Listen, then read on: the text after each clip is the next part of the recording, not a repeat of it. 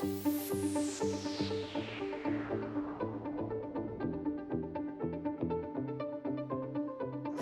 right, well, hello, and welcome everyone to our BG5 Live. Great to have each and every one of you here with us today. Today is December 5th, 2023. This is episode number 9. And today we're going to take a look at trait 5. We're going to take a look at fixed patterns. So we're going to be exploring fixed patterns that lead to progress. So before we get started, let's say hello to our panel. Let's go ahead and start with Natalie. Hey, Natalie. Hello. Welcome. Hi.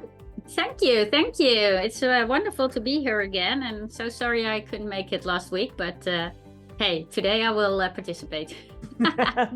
Beautiful. Great to have you, Natalie. Welcome. And let's go to Shelly. Hey, Shelly. Welcome. Hey, everybody. Great to be here too. Love to always zoom in and look at what the trait in the background is leading us to progress. Oh, yeah, great. Thank you so much, Shelly. And let's go to Chris. Hey, Chris, welcome. Hello, thank you so much for having me here today. I'm excited to talk about fixed patterns because this is something that I have in my design and I'm happy to share. So thank you. Excellent. Well, great to have you here, Chris. Welcome. And let's go to Boris. Hey, Boris, welcome. Hello, everyone. Thanks for having me here again. And I'm looking at trait 5, the fixed patterns, which is something I don't have. So I'm curious how it crystallizes for other people so that I get to know other people better. Yeah, beautiful. Thank you, Boris. And Banu's not able to join us, but we have lots of people live here in our Zoom room. So if you're live in the Zoom room, if there's something that you would like to share, please feel free to raise your hand. You can also type in the chat as well. And we would love to hear you live and would love to have you participate as well. So look forward to having you join us. What we are looking at today, we are taking a look at trait 5. So if you're taking a look at your design, it is right here in your design. It is the energy resource. And if you don't have your design, I do recommend downloading your chart. You can get it at bg5businessinstitute.com.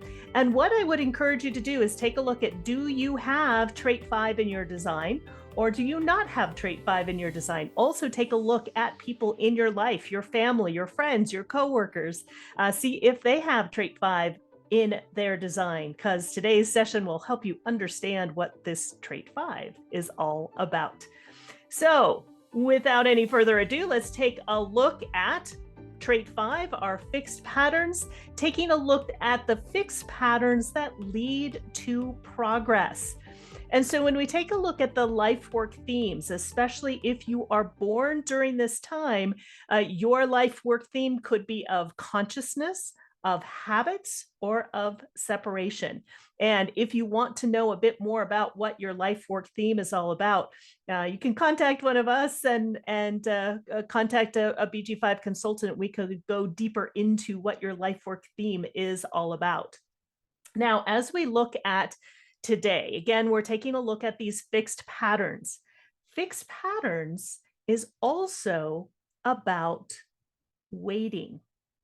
Now, one of the things that we say about builders, and this is actually true for any of the career types, but particularly for builders, you need to wait to respond. This is part of where the waiting comes from.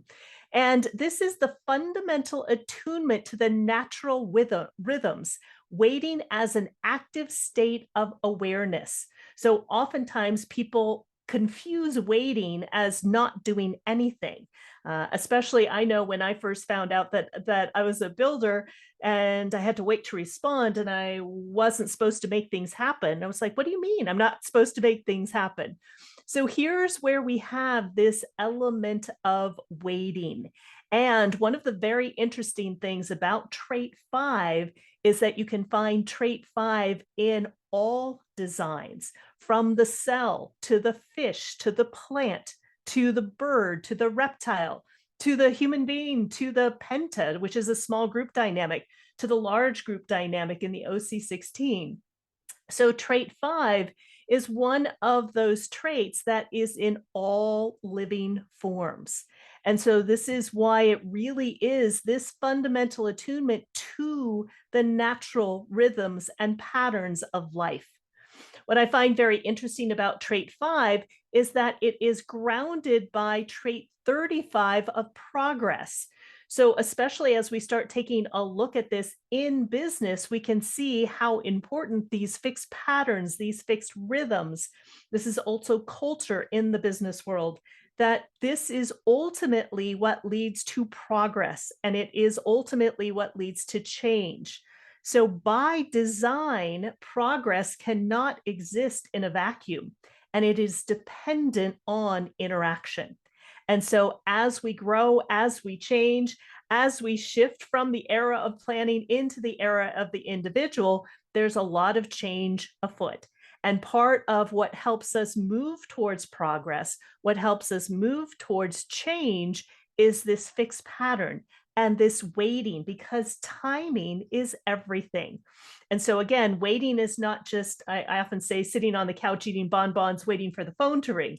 Waiting is an active state, being aware so that when the opportunities come to you, you can naturally respond, especially as a builder, because this is a builder trait, and a builder makes up a builder strength as well. So when we take a look at fixed patterns and business, as we were talking about, this is the fundamental attunement to natural rhythms. So there is a natural rhythm, there is a natural pattern also within each individual as well as each business and organization. And again, it is waiting, and it's waiting for the right timing. It can be the right timing to launch a product, to launch a service. It can be this active awareness and waiting for the right timing to have a conversation or to get things started. So when we take a look at waiting, waiting binds all life forms together in the rhythm of life. And this is really what trait 5 represents. It represents the rhythm and the pattern of life. And it's really important, especially during this time, to stay true to your own inner rhythms, your own inner patterns. And it's important to stay true to those inner rhythms, to stay vital and to stay healthy and always in your flow. Trait 5 also represents habits, right? So what are our habits? What are the patterns that we go through on a daily basis or a weekly basis or a monthly basis? And once again, this is an important trait when it comes especially to small businesses. This also shows up in the same way in a large business as well, is culture. And it is culture in a small group. And you can walk into a business and organization, you can almost feel energetically what the culture is all about, right? Is the culture casual? Is the culture formal? It really sets the patterns and rhythms of the group itself. What time do you show up? How do you start things? How do you end things? These are all part of the fixed patterns and part of the fixed rhythms of business.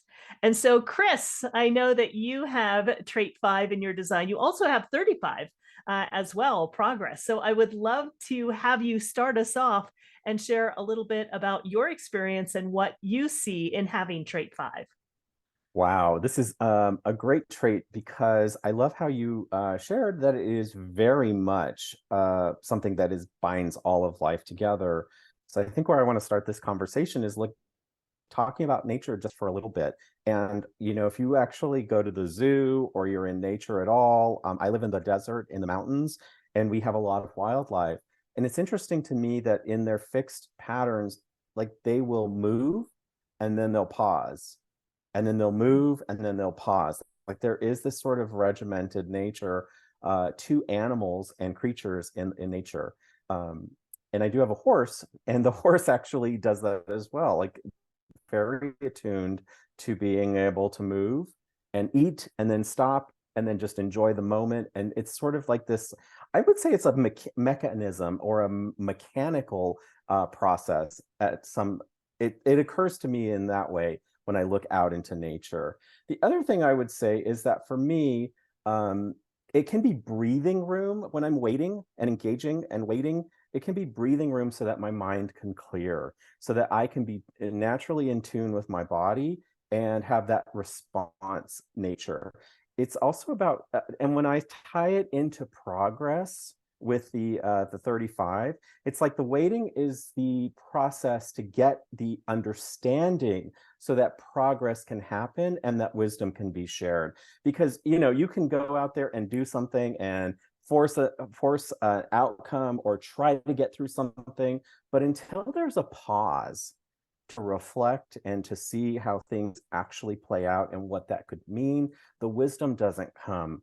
And I think about it like drops of water in a bucket. So when I'm engaged in a process, a fixed pattern of behavior of some kind, it's like every time I do that behavior, it puts a drop in my bucket a little bit more.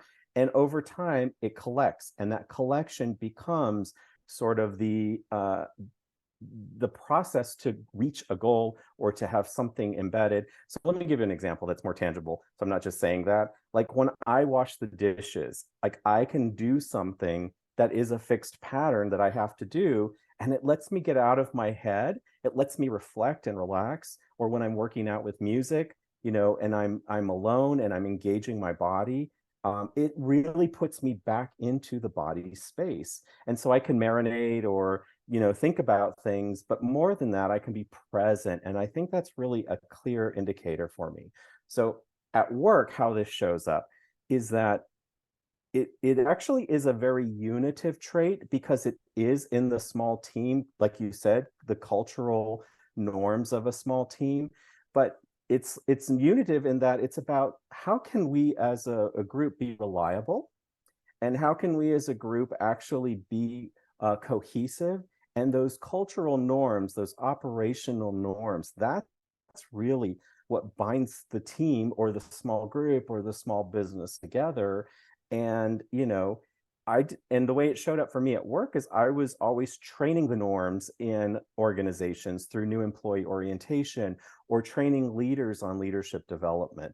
So those are some of the ways that it can show up. But I would say that when there's this one piece about it that's sort of like a little craw in my side, and that is that you really do want to stay true to your own inner rhythms and don't let others interfere, because it can really throw you off. I really hate to have morning meetings. It's like the worst thing for me because my energy isn't activated and flowing yet first thing in the morning. But if you want to have a meeting until midnight, no problem. My normal rhythms will take me in that direction. So just really about knowing the rhythms that you need to survive and thrive and stay true to that. And then there's also a little bit of putting a boundary in order for that to happen. Because there are many times in my past, I was thrown off track because I didn't maintain my rhythms and I would get sick or things would fall out of place. I would say this is also the cultural archetype in the fixed rhythms. So that's something else where you're really pulling back and noticing and observing what needs to be fixed and addressing those norms or those rules or those policies. So there is some of that as well. And I think the last thing I'll share for now is that, you know, we are so externally conditioned in the modern world that for our identities to believe what everyone else tells us we should be. But what fixed rhythms has done for me is it really has slowed me down to say, is that true for me? Is that true in this situation? Should I really be taking that on as gospel or fact? Does that work for me? And I think there is a little bit of inherent selfishness here that needs to happen for fixed rhythms to really unfold and flower in your life. So that's what I will share. I love it, Chris. I love it, Chris. I also have a trait 5 in my design, so I can relate to a lot of what you just said. And I love what you said about animals as well. Yeah, you know, I have a cat. I used to have a dog as well. The dog was really good at keeping me in my patterns and rhythms.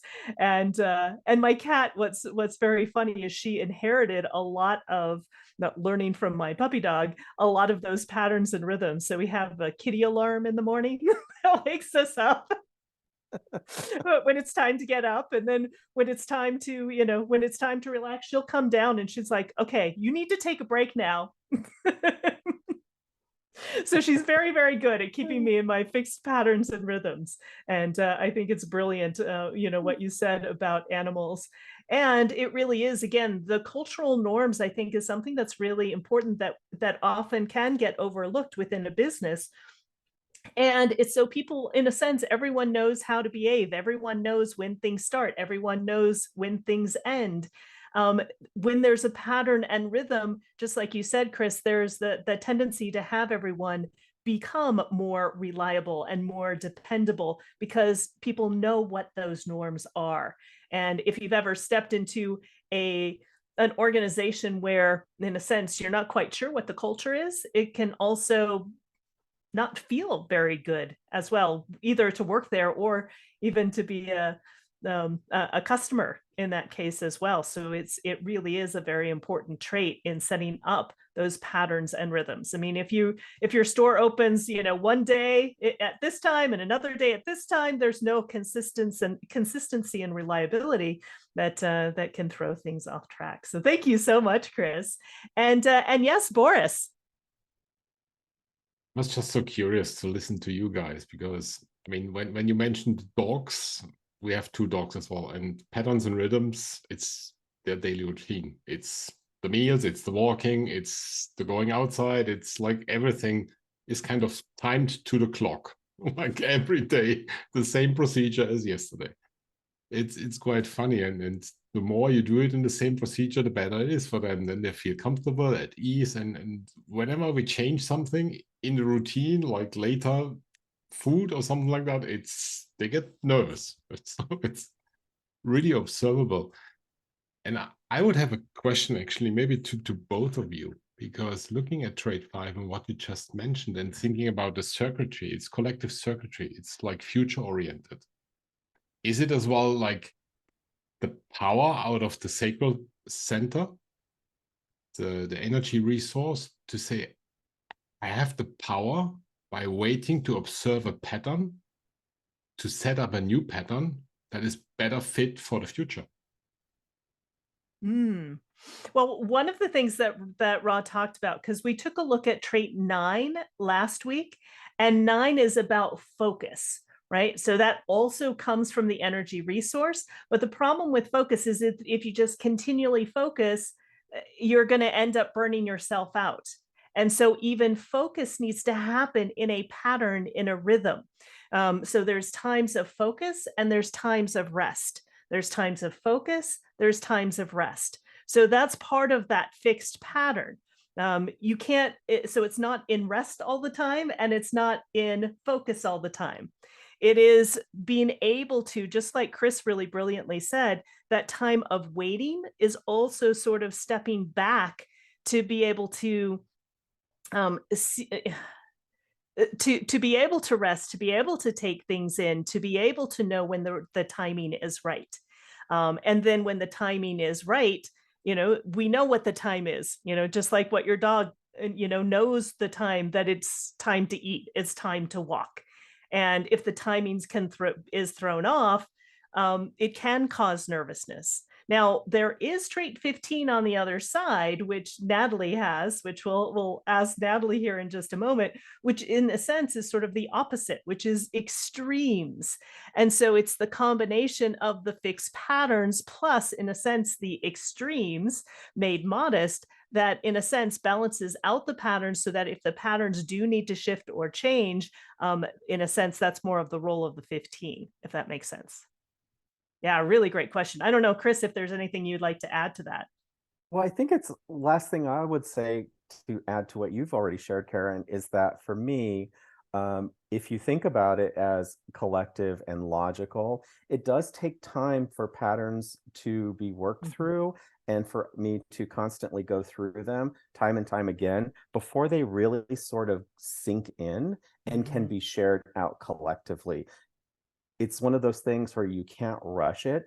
And sometimes the waiting can be the best part of this particular trait, where you don't have to rush to get something done. You know it's going to happen in its right time. And there's faith that it will come to fruition step by step by step, whatever that is for you. So there is that. I do think that the people who do not have this trait or that circuitry there, they're very wise to see when I'm out of my rhythm and pattern and when I'm in, and put that back in check. Yeah. Yeah. Brilliant. Thank you so much, Chris. And Natalie, you don't have the 5, but you have the 15 on the other side. I would love to hear how that shows up for you. I'm all over the place. I hate rhythms. No, it's impossible for me to be in a rhythm. It's literally, because one of the things I have is like doing stuff that I need to do in a day, and then sometimes I'm like procrastinating.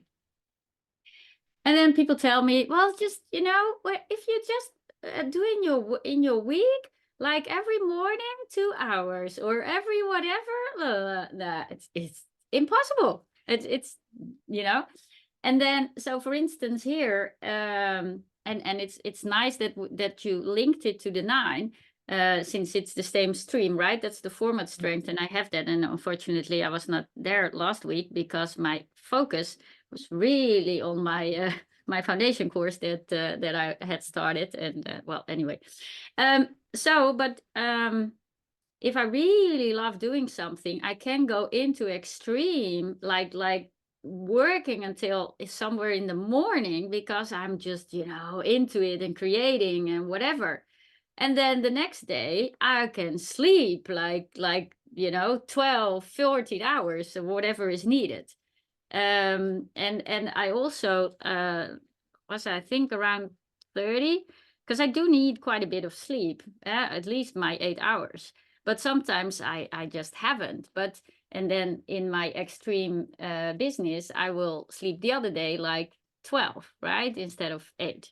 And then as I was working 5 or 4 or whatever. So, and it's also not at a fixed time. Like there are those people that go to bed at 11 o'clock or at whatever. Yeah. So, and me working at the Institute, made me in the last 8 years, I have to be online at night most of the time. I mean, it's 10:30 for me PM. So my whole day rhythm, as there were a rhythm, shifted, right, to more like nighttime. And then you for sure have that, I don't get up at 7 or 8 because that's terrible. I mean, then I'm literally wrecking myself, because even if you were in a rhythm, your rhythm would also shift if you had to work at night. But so, I'm literally all over the place. And you have to ask my daughter about my extremes. She's like, what did she say the other day? It's so interesting to observe how you live your life. Like something like that, she said. Anyway, and you also know, Karen, in working with me, and so yeah.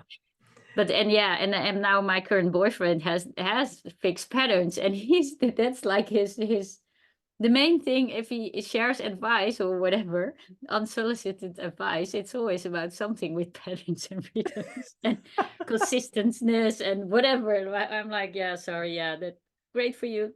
Keep it up, but not me. You can see that how this could be a very challenging electromagnetic, a real challenge in a relationship. Even though it's a harmonic trait, it can be quite challenging when you have someone that has the 15 that can be extremes, just like what Natalie talked about, and you have somebody who has fixed patterns and rhythms. Now, but don't you have it with your husband as well, right? Yep. Yeah. Exactly. And probably, where most of the disagreements come from is me wanting to be in the fixed patterns and he wanting to be in the extremes. Like, I want it this way and he wants it like totally different than what I thought. Exactly. So that's just something. And I think this is one of the things that's really wonderful about BG5 and human design, is being able to recognize these electromagnetics, to recognize how the dynamics operate, so we don't take things personally. So I never take it personally. I always laugh at it. It's like, before I knew about this information, I definitely took it personally. But knowing this information, I'm like, oh, okay, there we go. There's the extremes to my fixed patterns. Yeah. And then the other thing that I noticed, which is interesting, I do have the 35, which is the grounding, right? Mhm. And as you were reading, the fixed patterns and rhythms, which is logic, and then the 35 is more of the abstract collective sharing, and more of the experience. Yeah, this.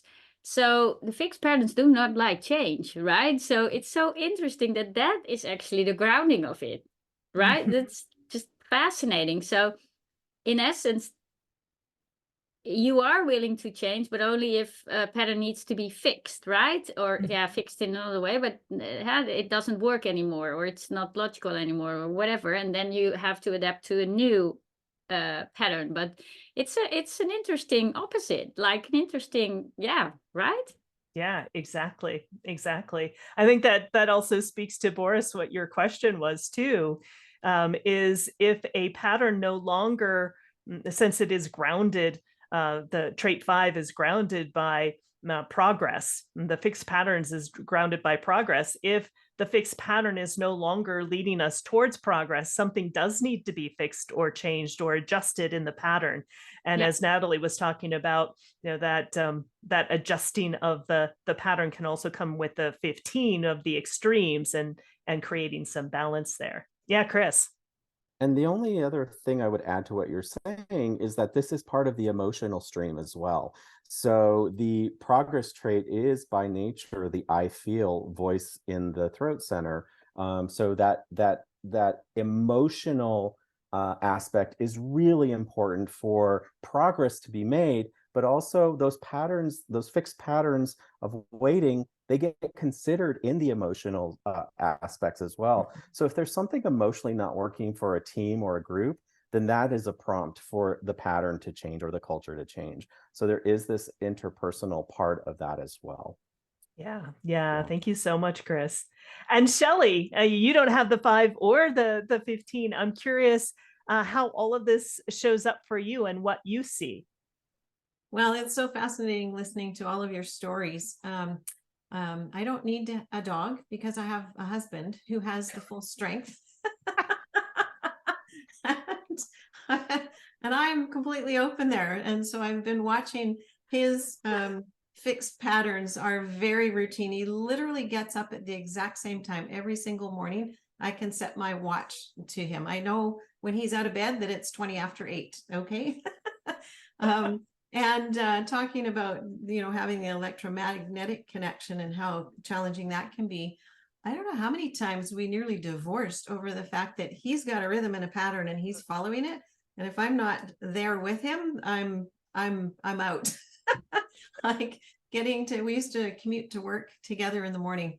And I'm more like Natalie. I don't have anything consistent in rhythms and patterns. I have a lot of routines that I do, and it was so great to understand this about myself because my rhythms and patterns and my routines are very all over the map. They can be the same for a week or two while I'm doing something for a while, and then I lose interest and get bored with it and do something completely different. So while I have things that I do all the time, I'll do them at a different time of the day. I don't have things that I'll do the same time every day. Where my husband is, like I said, so oriented to this fixed pattern of having the full strength. And Chris, I loved what you said about having that time to wait, because even though he's a gut response is his decision making, he'll wait. He waits quite a while before he knows it's time to move on something. And I never quite understood how he didn't know just in the moment. But that explains to me having to wait for the right timing with the 5:15. To him, it's his rhythm and pattern. And it happens that, like you were saying, Karen, you wanted to do things one way and your husband wanted to do them a different way. Our timing, I've learned how to get in sync with his rhythm because he has the strength. I may as well surrender to it. And so I just follow along with his rhythm for the most part. There'll be things that I want to do now, but he's not ready for it for quite some time. So I kind of have to plant seeds with him for quite a while and then wait till he's ready, and then it fits into his timing. Because when it comes to change, like you were mentioning, if we have to do something different, change is really anxiety producing in him. If he has to change his rhythm and pattern, Mhm. I have to give him some warning. I have to give him a few days and say, hey, here's a thing that I'd like to add to your rhythms that you're doing every day. Here's what it's about. And usually within 3 or 4 days, he'll have worked it into his routine, but I have to give him that time so that he can figure out when and how and where he's going to do that so that it fits in his really organized patterns in life. So I've grown, we've both learned from each other and from understanding the BG5 stuff. I don't know how many books he gave me on time management so that I could be in the car on time when he wanted to leave. And what he learned about me was that he has to tell me that he's leaving 15 minutes before he is, so that I can be in the car on time when he actually is driving out the driveway. So, so really great to just understand these things about each other and give each other the space to be yourself and learn how to kind of cooperate with each other to be able to know how it works best for each of you. So you both are honored. So it's been a great lesson, this whole strength for me. Yeah, really beautiful, Shelley, because you really speak to how important it is. You know, you're talking about it at a business level, but or at a personal level, but it also is really important at a business level as well when you're working with people who have different patterns and rhythms. You know, and I love what you said is, you know, especially since your husband does have the fixed patterns and rhythms and also the diversity. So he has the entire strength of patterns and rhythms that you need to give him a heads up beforehand so that he can incorporate it into his patterns and rhythms and not get nervous and not get thrown off as well. Yes. And actually Yeah, we do work together as well. We have a business together, and we just ran into something yesterday that at our year end last year, I had shown him how to do something differently so that it would be easier for me at the end of this year. And I found out that it actually didn't get incorporated into his rhythm because something tripped him up and I didn't know about it. So, but it's really interesting because he just dropped it. It didn't fit in his rhythm anymore. He just kept going, and that's fine. I can sort it out. But it was really interesting to just see how rattled it made him to try to put this thing in. And it didn't work right away. And so he just said, nope, forget it. I'm not doing it because it's just upsetting my whole routine. So he is really strong in his patterns. It's really hard to throw him off track. And I think because he has the full strength, it's really hard to move him. You have to really literally fit in with, and like I said, give him warning and some heads up. And then he's fine. He just needs that time to incorporate the change. So, yeah. Beautiful. Thank you so much, Shelley. What a really, really great example. I love it. And we have a few of you in our Zoom room as well that would also love to share. Let's start with Rebecca and then we'll go to Lorraine. Hi. So I have the 15, but not the 5. And I am eternally grateful for BG5 because what it did is I knew that I, wasn't a sleeper. But this one allowed, and that I swear was the biggest bone of contention in both of my marriages. They just could not understand why I couldn't do, sleep hygiene, which I think is insane. But anyway, which is, go to bed at the same time, wake up at the same time, just be really in a rhythm. And I mean, when I say a bone of contention, I mean a bone of contention. And now, because I would just sit there and say, I don't know. I don't. And now I know. So now I don't live with anybody, of course, but that's beside the point. Now I know, and I don't have to defend it or apologize for it, or, I don't, it just is, if I say, I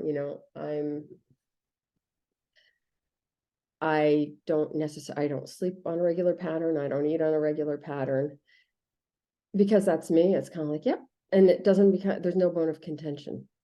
Yeah. It just is, because it's like, it's coming when you hear it, you go, yep, that's true. Yeah.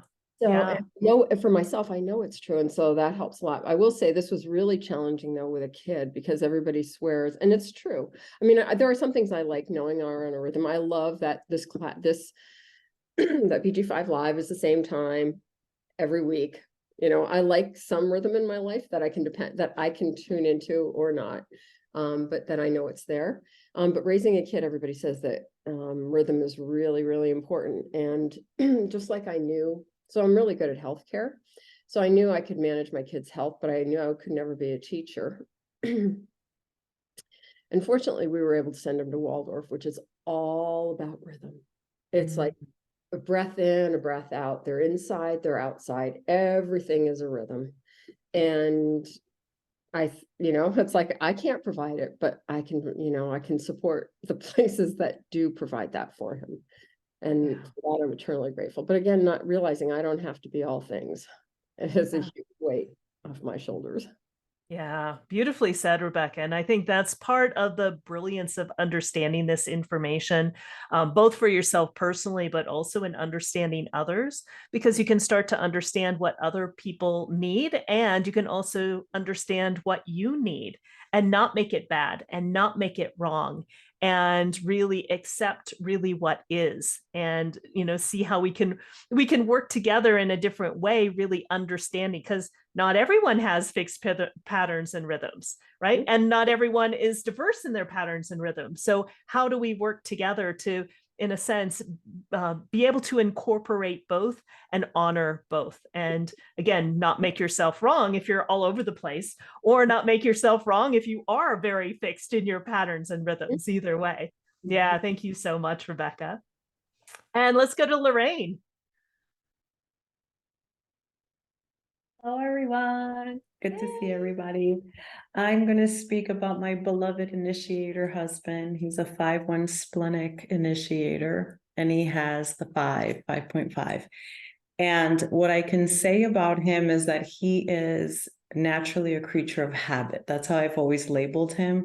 Very similar to all the shares that we're hearing today.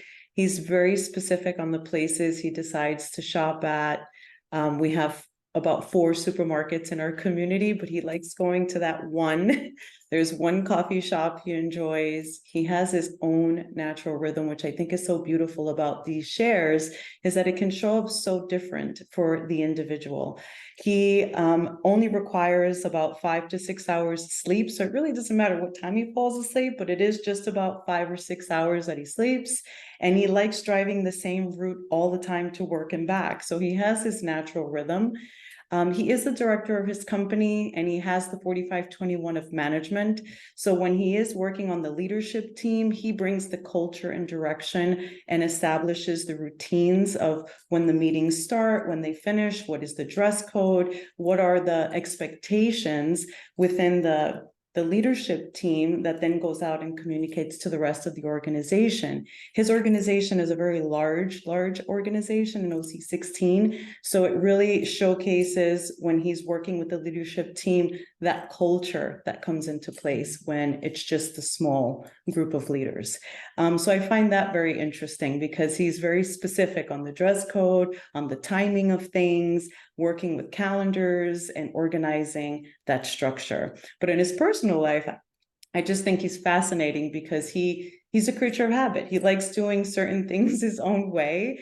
And I've always accepted and embraced his changes. I think it's also really good in our family dynamic, since we have 4 young children, that he does have that presence of fixed patterns for them. I don't have the 5 or the 15. I also am an initiator, but he kind of guides that momentum for the children, right? Everybody has to have a shower by 7 o'clock, be at bed by 8:30, so he really does hold that momentum for them, which I think is amazing. So that's my share on my husband.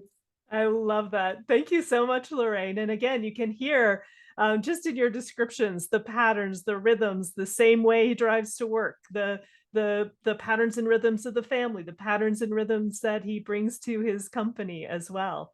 Yeah, very specific. The milk he buys, the things he does, it's gotta be the same. It's gotta be the same. Don't switch up the ingredient, Lorraine, on the menu, because he'll notice.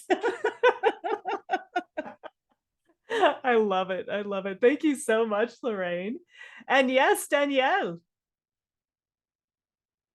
Hello, everybody.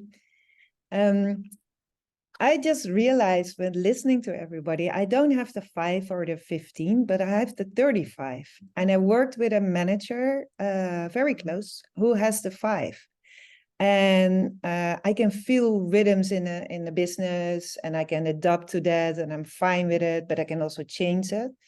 I personally don't like rhythms. I'm totally fine if my day is different every day. But what I realized was that when I see that something needs to change in the business and I have set it up, or I feel that it's there at that moment, she could tell me if it was the right time. The rhythm of the company, she was better in saying, no, it has to wait, and I couldn't see that. And now listening to that and looking at her design, I'm like, hey, she had the 5. So she was better maybe in the rhythm sensitivity of the company to say, yes, we need to do that change, but it's not the right time to do it. I'm not sure if that works that way, but it just popped up in my head like that. Yeah. Yeah. And that ability to wait for when the change is right. Exactly. Yeah. Exactly. Yeah, I will be running and I'll be going, and because I feel the change is needed, but maybe it's not the right time. I never thought about that somebody else could feel that there is another rhythm that maybe will tell you, wait a little, and then do the step. Yeah, exactly. Yeah, brilliant. Brilliant. Yeah, thank you so much for sharing that, Danielle. Yeah, You're welcome. I love that recognition. And yes, Boris. It's just breathtaking, because I'm just following, and I'm wondering myself, why do I follow so many rhythms and patterns myself? And I looked at my dad's design just now. He has the 515. He conditioned me for being patternized and following rhythms. Like 6 o'clock in the evening on the weekend, it's dinner time. We have to sit on the table for dinner. Every Saturday, Sunday. At 8 o'clock in the evening, it was news watching for 15 minutes every day. And it was just, I followed it. I followed it for years until I met my wife, and we both have neither 5 or 15, and it like fell apart. It was like, why do we do that? If we eat at 8 o'clock or 9 o'clock, it doesn't matter. We eat at one point in time. It's okay. So there is still like patterns and rhythms that I'm kind of conditioned to, I think. And it's just amazing. At the same time, and I was trying to make up my mind now, what is a routine? What is a pattern? Because I think this patternizing of like same time eating and things like that, that's a pattern. That's like a routine. I have a routine as well when I do my motorcycle racing, when I do like tire change, when I do like brake change, when I do brake liquid change. I follow the same procedure all the time to make sure that I've tightened all the screws that are necessary to ultimately ride safely. That is for me a routine, but that is not a pattern. And this I can change all the time. I could like add a point, I can remove a point, I can do it at any point in time. It's not like a fixed pattern. I think this is what just like popped up in my head when you were talking about your fixed patterns. It's how much I was conditioned by my parents following these patterns. And my dad definitely has 515. Now I know where it comes from. Like, wow, that's a light bulb. Yeah. Yeah. You know, and that's another thing that's really brilliant about understanding this information is so you also can see where you've been conditioned, and it may work for you, right? You can take advantage of the conditioning, or you may find that you're so conditioned in a particular area that it really isn't you as well. And especially if we have, grown up with our parents, we can see in a sense that the things in their design that have influenced us that have conditioned us to operate in a certain way. So I think that's a huge aha, Boris. And it's also something for us to take a look at with our kids as well. If you have kids, how are we potentially also conditioning our kids as well? And I think this is brilliant, not only in business, but again, in all areas of life, both personally and professionally. For example, if you've worked in a business and you've worked on a particular team and you've worked with a particular boss for a long period of time, again, you are probably conditioned by whatever that pattern and rhythm is. And then you get another job, you get another position, and that same kind of pattern and rhythm may not be there.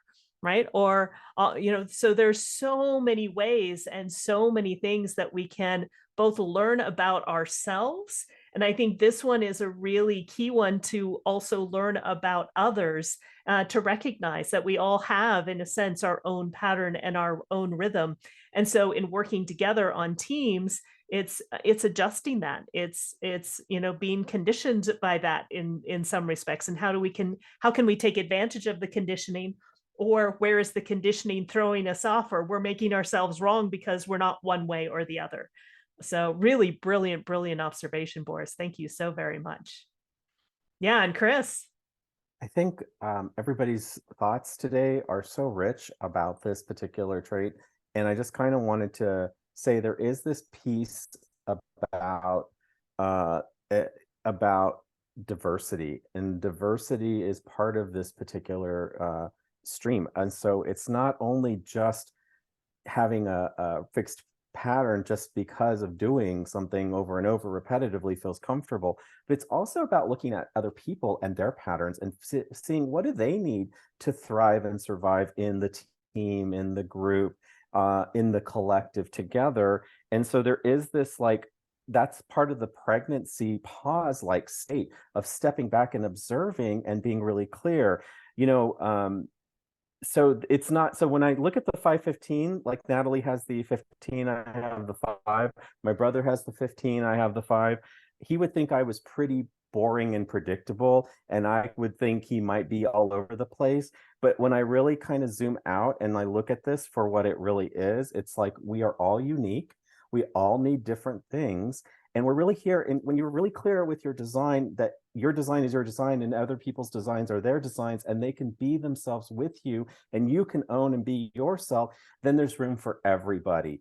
And I will just end by saying my favorite pattern in my life right now, because my father is kind of close to the end of his life, is I love to go over in the morning and have coffee with him every morning that I can. So there is that piece, that there is this emotional connection to those fixed patterns. I don't do it just because I really want to. I do it because I love to do it. And so there is that inherent love in the pattern. And I think that that's a part of it as well. So thank you for letting me end with that. Yeah, beautiful. Thank you so much, Chris.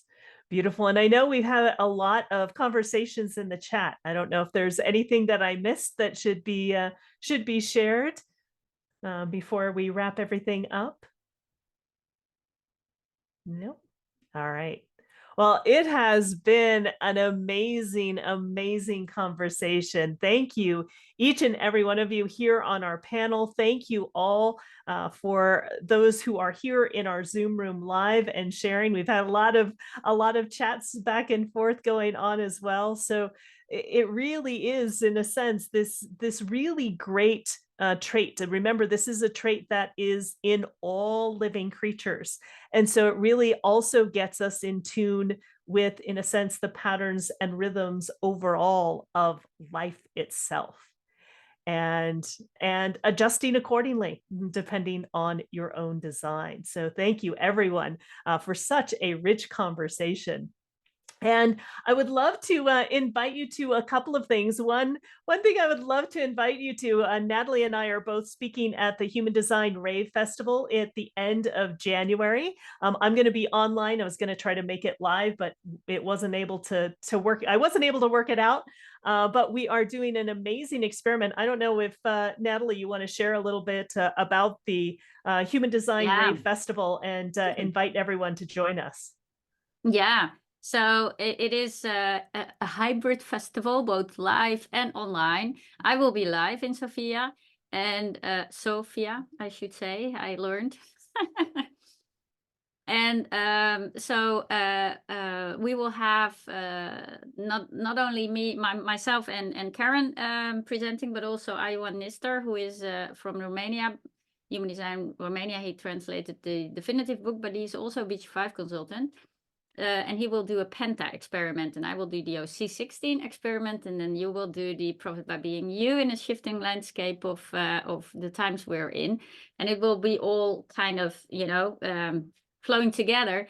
So actually my experiment will be a kind of a lecture on OC16 and how it operates on the first day, then an experiment on the third day. It's a 6-day festival. So the experiment, I'm not going to tell you what it is, but it's integrated in the actual program. So the OC16 will literally do something so that we can experience how the energy flows and what works and doesn't work and why. And then I will analyze that and evaluate that on the last day. So, and then present the results, so to say, and maybe show little clips or whatever, because everything will be filmed.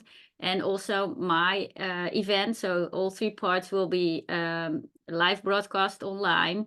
So you can either come, if you want to come to Sophia, you can have an online ticket, you can have for the full week ticket, and you can have a weekend ticket. And so the tickets are the costs. The being there are literally not the costs. Like Sophia is half the price of what everything costs here in the Netherlands. I know from inside sources, because two of my students actually they're Dutch, live in Sophia.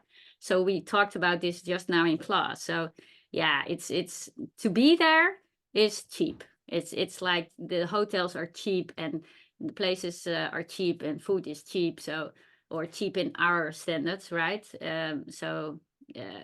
If you're thinking about having a nice holiday, it's also at the bottom of a mountain, so you can go skiing if you want to spend more days. So what else? No, but it will be a blast. It will be a blast. And then besides, BG5, there's a lot of workshops on so many different levels, from professionals, from people that have been studying with Ra, to people that have experimented with this in different ways. So it's amazing. It's an amazing program. The program is not on the website yet, but I think this week or something it will go live. But you can see all the speakers and what they do already on the website. Yeah. It's really cool.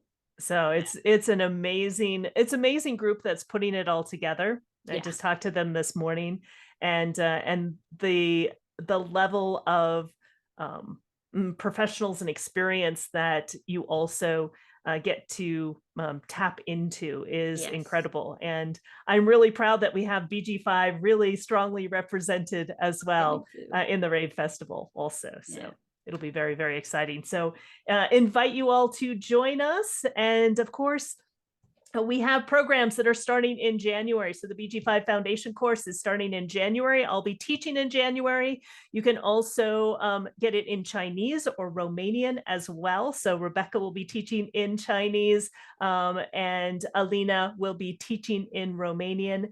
So please join us for the foundation course, especially if you're just getting started. Also, if you've already taken the foundation course, Tuck is going to be teaching the BG5 certification course. I'm also going to be teaching the OC16 course as well. So January is right around the corner. It's coming up sooner than you think.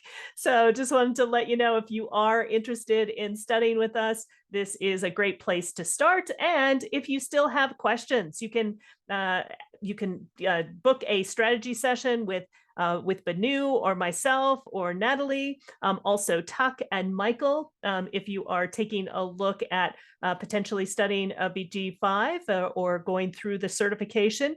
And Tina and Conan and Rebecca all teach in Chinese. So if you are Chinese and you want to also be able to talk with someone and see if this is correct for you, you can contact and book a session with Tina, Conan, or Rebecca.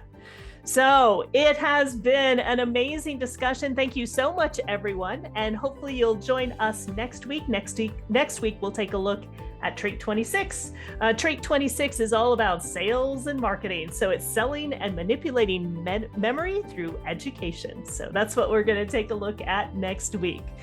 So if everyone would love, I would love to see everybody's faces. So if you are live in our Zoom room, if you feel comfortable turning on your camera, we would love to see all of you. And what we will do is we will sign off for today. Thank you for this brilliant discussion. Thank you everyone for participating. And if you'd like to unmute yourself and say goodbye, we will sign off for today and see you all next week. Thanks everyone. Bye-bye. Bye. Bye-bye. Bye-bye. Thanks. Bye-bye. Bye.